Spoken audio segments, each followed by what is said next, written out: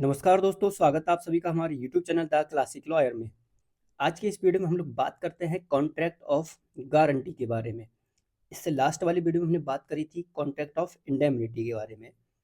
एक क्वेश्चन आपके सामने यहाँ पर है, define a contract of guarantee, यानी कि जो कॉन्ट्रैक्ट ऑफ गारंटी है इसको डिफाइन करना है आपको, यानी कि परिभाषित करना है।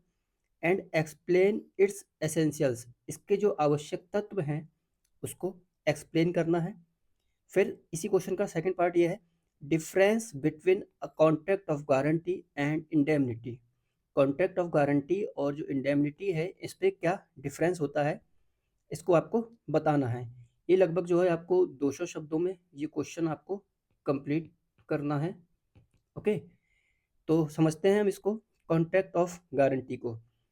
मैं आपको एक इसको जो है सरल एग्जांपल से समझाने की कोशिश करता हूँ। आप जो है एक अपने दोस्त के साथ में जाते हैं जिसका नाम है मान लिया रोहित, है ना। आप अपने दोस्त रोहित के साथ में जो है एक दुकान पर जाते हैं और रोहित जो है दुकान से कुछ सामान लेता है, मान लीजिए चीनी लेता है 2 केजी। रोहित जो है 2 किलो चीनी लेता है दुकान से, लेकिन वो पैसे लेके नहीं आता है। तो आप दुकानदार से ये कहते हैं कि भाई साहब आप ऐसा है, रोहित को चीनी दे दीजिए, अगर ये पैसे नहीं देगा ना तो मैं दूंगा आपको पैसे। तो आपने क्या किया, रोहित को जो वचन दिया है, रोहित को पैसे देने का जो वचन है वो उसको अगर वो नहीं देता है, वो नहीं चुकाता है, तो वो पैसे कौन देगा, आप देंगे, है ना। तो यही है क्या, कॉन्ट्रैक्ट ऑफ गारंटी। आपने दुकानदार को वचन दिया है कि अगर रोहित पैसे नहीं देगा तो पैसे मैं दूंगा, इसी को हम कहते हैं कॉन्ट्रैक्ट ऑफ गारंटी। समझते हैं इसको डेफिनेशन में। संविधान अधिनियम जो है वह उसकी सेक्शन 126 में इसकी डेफिनेशन दे रखी है, किसी अन्य व्यक्ति की चूक की अवस्था में उसकी प्रतिज्ञा का पालन करने के दायित्व को निभाने की संविधा को ही हम कॉन्ट्रैक्ट ऑफ गारंटी कहते हैं। किसी अन्य व्यक्ति की चूक की अवस्था में, किसी अन्य व्यक्ति कौन हो गया यहाँ पर, रोहित, है ना। रोहित अगर पैसे नहीं देगा तो उसकी चूक की अवस्था में उसकी प्रतिज्ञा का पालन, प्रतिज्ञा तो रोहित की थी ना, तो उसकी प्रतिज्ञा का पालन कौन करेगा, आप करेंगे। तो उस दायित्व को निभाएंगे, तो यही क्या हो गया आपका कॉन्ट्रैक्ट ऑफ गारंटी। आप इसको लिख के आ सकते हैं। एक और एग्जांपल इसका यहाँ पर दे रखा है, यदि ए और बी दो व्यक्ति किसी दुकान पर जाएं, जिसमें से ए एक रेडियो उधार खरीदे, रेडियो कौन ले रहा है, ए ले रहा है, तथा बी उसे रेडियो उधार दिलवाने के लिए दुकानदार को यह वचन देता है ना। रेडियो ले कौन रहा है, ए ले रहा है, और वचन कौन दे रहा है, बी, कि भाई साहब अगर ए पैसे नहीं देगा, बी कहता है दुकानदार से ये बात कि अगर ए पैसे नहीं देगा तो उसकी जगह पैसे मैं दूंगा आपको, है ना। यही है क्या, contract of guarantee. Next point आता है इसमें, इसको हम हिंदी में कहते हैं प्रत्याभूति की संविदा। तो कॉन्ट्रैक्ट ऑफ गारंटी जो है वो मौखिक भी हो सकती है और लिखित भी हो सकती है। तो दो प्रकार की हो सकती है कॉन्ट्रैक्ट ऑफ गारंटी, मौखिक और लिखित। क्वेश्चन पूछा जा सकता है, याद रखना। और इसमें जो है 3 पक्ष होते हैं, यानी कि कॉन्ट्रैक्ट ऑफ गारंटी में 3 पक्ष होते हैं। एक होता है प्रतिभू, वह व्यक्ति जो प्रत्याभूति देता है, यानी कि जो गारंटी देता है वो कौन होगा, प्रतिभू। एक होता है मूल ऋणी, वह व्यक्ति जिसके लिए प्रत्याभूति दी जाती है। और एक होता है ऋणदाता, वह व्यक्ति जिसको प्रत्याभूति दी जाती है। समझते हैं इसको। देखिए अभी हमने देखा था रोहित वाला एग्जाम्पल, आप अपने दोस्त रोहित के साथ जाते हैं दुकानदार के पास में और उससे कहते हैं कि इसको 2 किलो चीनी दे दो। यहाँ पर कौन है, देखो प्रतिभू, वह व्यक्ति जो प्रत्याभूति देता है।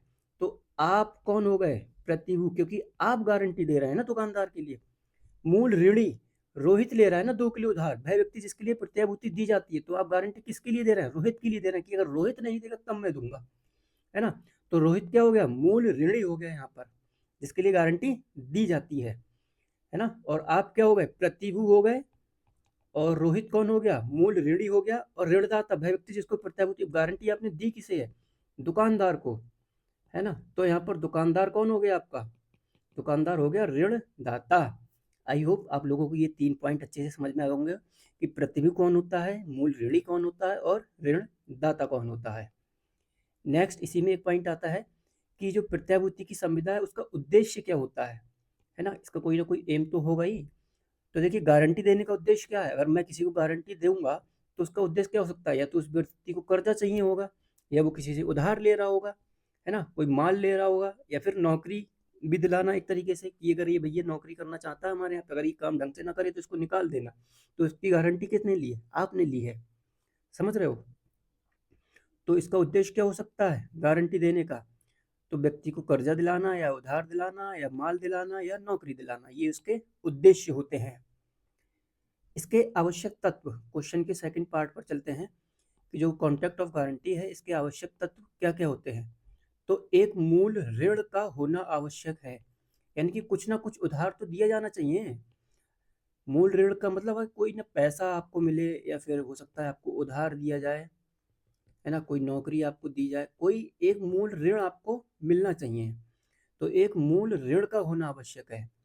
दूसरा आता है प्रतिफल होना आवश्यक है ना। सेक्शन 127 यानी कि जो हम आपको दे रहे हैं ना गारंटी, उसके बदले में कुछ ना कुछ तो मिलेगा ही। लेकिन इसमें एक जो सेक्शन 127 दिया है ये कुछ और बताता है, थोड़ा सा इसको समझिए।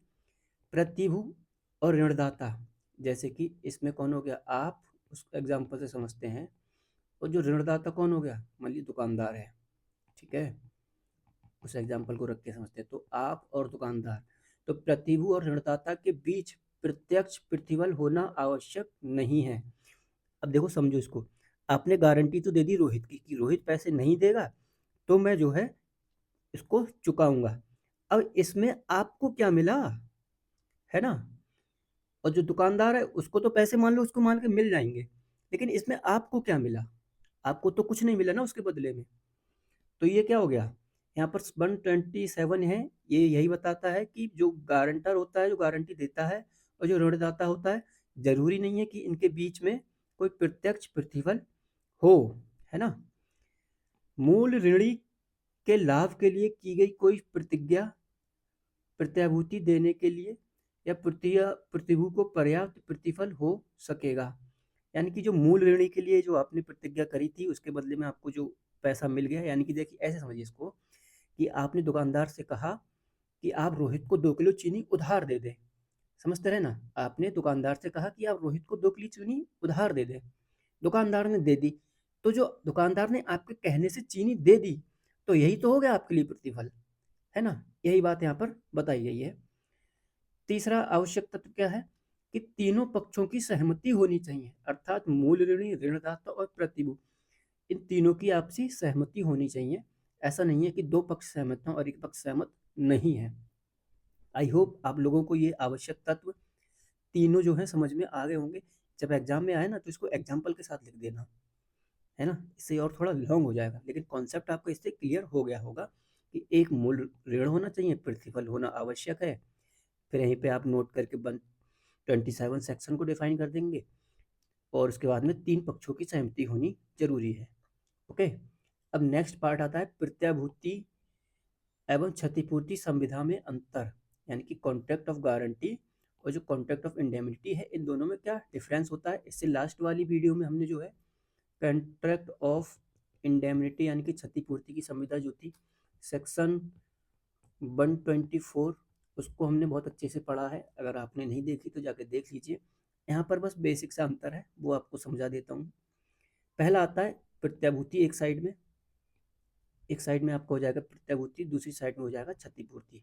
तो पहला तो अंतर हो जाएगा वो धाराओं का ही हो जाएगा, सेक्शंस का ही हो जाएगा। तो इसमें सेक्शन 126 है और इसमें सेक्शन 124 है। इसमें 3 पक्ष होते हैं, एक ऋणदाता होता है, एक प्रतिभू होता है, एक मूल ऋणी होता है। और क्षतिपूर्ति में कौन होते हैं, 2 पक्ष होते हैं, एक क्षतिपूरक, एक क्षतिपूर्तिधारी, इंडेमनिटीफायर और इंडेमनिटी होल्डर, है ना। जिसको हानि हुई होती है वो, और जो हानि करता है वो, 2 पक्ष होते हैं। और प्रतिभूति में, गारंटी में 3 पक्ष होते हैं। ऊपर देखा था हमने इसको डिटेल में। तीनों के बीच 3 भिन्न संविधाएं होती हैं, यानी कि तीनों के बीच में संविधाएं होती हैं, है ना। ऋणदाता और पृथ्वी के बीच में संविधा होगी, और पृथ्वी और मूल ऋणी के बीच में संविधा होगी, है ना। और जो क्षतिपूर्ति होती है इसमें दोनों के बीच केवल एक ही संविधा होती है। इसमें क्षति प्रतिभूति में सबके बीच अलग अलग संविधाएं हो रही हैं, और क्षतिपूर्ति में दोनों के बीच में एक ही संविधा हो रही है। मूल ऋणी का प्राथमिक तथा प्रतिभू का गौण दायित्व होता है, यानी कि जो पैसा आपने लिया है, समझते रहे ना इस पॉइंट को, जो पैसा आपने जैसे दुकानदार से जो चीनी ली थी ना, तो इसमें पहला दायित्व किसका है उस पैसे को देने का, रोहित का। अगर रोहित नहीं देता है तब कौन देगा, तब आपको जो है वो आप देंगे, है ना। तो प्राथमिक दायित्व किसका हो गया, मूल ऋणी का। और गौड़ का मतलब होता है द्वितीयक दायित्व, तो वो किसका हो गया, आपका। क्षतिपूरक का दायित्व प्राथमिक होता है, यानी कि जो क्षति करता है उसका दायित्व प्राथमिक होता है, तथा गौर दायित्व उत्पन्न ही नहीं होता है क्योंकि इसमें कोई सेकंड पार्टी होती नहीं है। समझ रहे हो? ऐसे ही इस संविदा का निर्माण अन्य व्यक्तियों के अनुरोध पर होता है। इसमें क्या कर रहे हैं आप? अनुरोध कर रहे हैं जाके, है ना? आपने क्या किया? दुकानदार से अनुरोध किया जाके कि भाई साहब इसको चीनी दे दो, ठीक है? लेकिन जो क्षतिपूर्ति की संविदा होती है इसका निर्माण अन्य व्यक्ति के अनुरोध के बिना ही होता है, इसमें तीसरा पक्ष नहीं होता है। तो ये 3 जो है बेसिकली अंतर, आपके 3 से 4 अंतर यहाँ पर आपको देखने को मिले होंगे। और इसके आवश्यक तत्व क्या हैं उसको हमने देखा, इसके उद्देश्य क्या होते हैं ये देखा, कितनी पार्टीज़ होती हैं ये इसको जाना, और 126 को हमने बहुत अच्छे से पढ़ा। तो आई होप अब आप जो है ये क्वेश्चन बहुत ही आसानी से कर पाएंगे कि define a contract of guarantee define कर देंगे, और एक्सप्लेन इट्स एसेंशियल इसके आवश्यक तत्वों को बता देंगे, difference between a contract of guarantee and indemnity इन दोनों में अंतर बता